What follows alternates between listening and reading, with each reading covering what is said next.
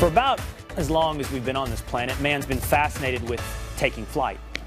In the late 1800s, the United States government decided to put its money where its mouth is and gave the nation's premier scientist over $1 million to build an airplane. He succeeded in building an airplane and launched it twice into the Potomac.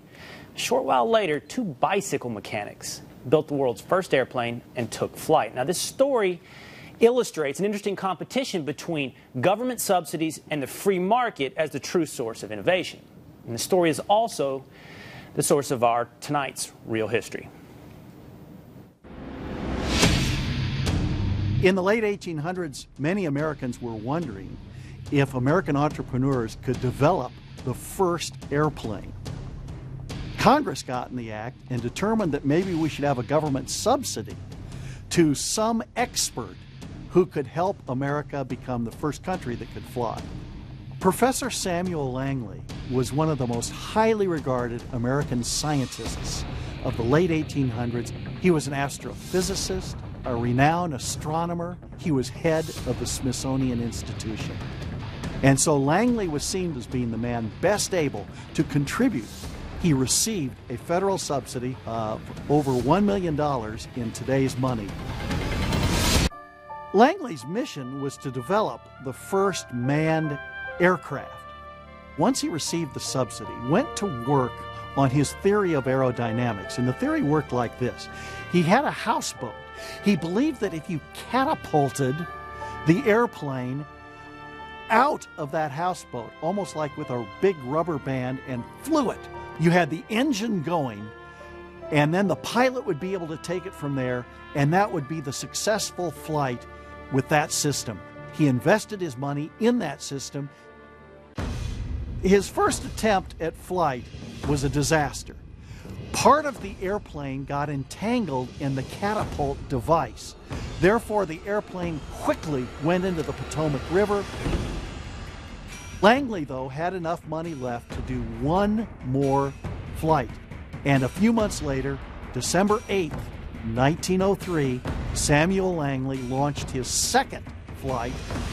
His pilot had a compass sewn in on his trousers so that he would be able to guide the aircraft once it was in the air. With this flight, it was launched right out of the catapult. For a brief moment, the engines were going. However, it crashed again into the Potomac. The pilot almost drowned. One of the congressmen said after Langley's failed attempt, "You can tell Langley the only thing he ever made fly was government money." The Boston Herald said Langley needed to turn his attention away from flying machines and concentrate on submarines. The New York Times said it's going to take the experts at least 1 million years before man will ever be able to fly.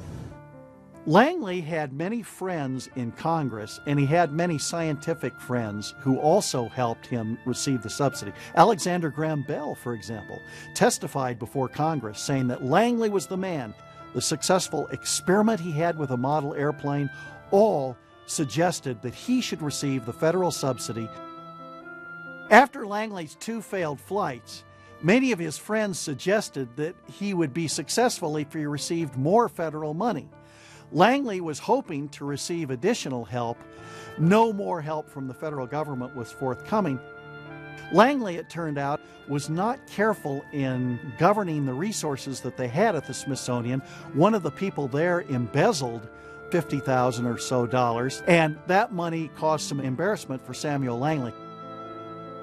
However, the same year, almost the same time that Langley received his subsidy, 2 bicycle mechanics from Dayton, Ohio, Orville Wright and Wilbur Wright, went out to Kitty Hawk, North Carolina. It was isolated, it was lonely, they liked the wind patterns there. And they began some very isolated experiments with flying their own airplane. Now, they started with flying kites, they flew some gliders, and after a couple of years, they began to experiment with the idea of putting an engine on an airplane. Now, they gave great attention to detail. They spent a little over $1,000 of their own money.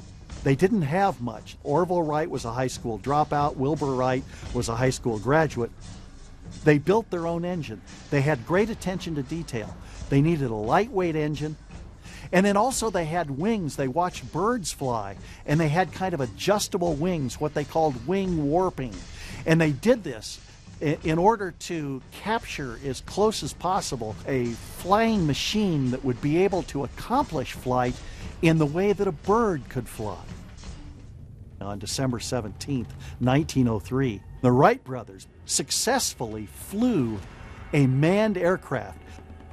Once the Wright brothers had succeeded at Kitty Hawk, North Carolina, they moved their operations back to Dayton, Ohio, their hometown, and they began successfully flying for greater distances. They perfected the flight. Within 1 year, for example, they were able to fly 5 miles at one time. That same year, 1904, they offered their services to the United States government, but the War Department turned them down.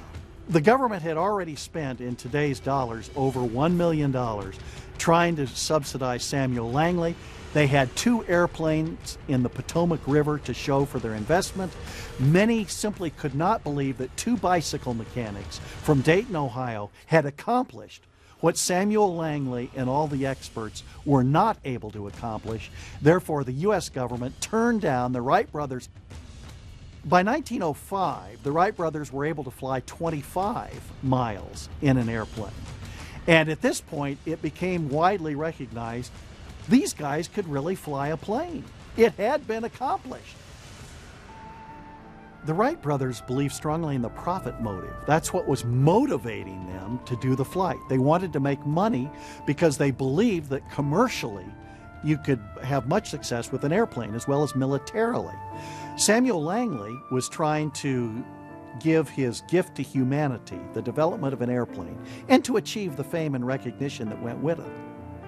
The problem is that Samuel Langley was working with other people's money to achieve success for himself.